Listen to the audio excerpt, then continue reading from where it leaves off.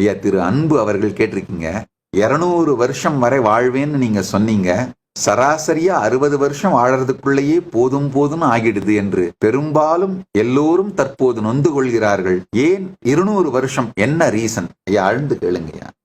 ஏன் 60 வருஷமே போதும், அதுக்குள்ளேயே போதும் போதும் ஆகிடுது அப்படின்னு பெரும்பாலானோர் பலர் நொந்து கொள்கிறார்கள்? நீங்க சொல்றது ஏன் தெரியுமா நடக்குதுங்கய்யா?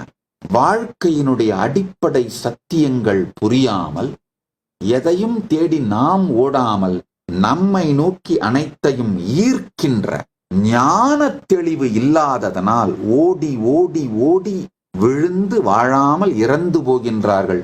வாழும் பொழுது நொந்து நொந்து மடிந்து போகிறார்கள். இன்னைக்கு நான் இந்த சத்சங்கத்தில் சொன்ன அக்ஷயம்ங்கிற சத்தியம் புரிந்தால், அதை சார்ந்து சிந்திக்க துவங்கினீர்களானால், அதை சார்ந்து வாழத் துவங்கினீர்களானால், உங்கள் வாழ்க்கை ஆரோக்கியமானதாக, நீண்டதாக, வளமுள்ளதாக, ஆன்மஞானம் உள்ளதாக அமையும்.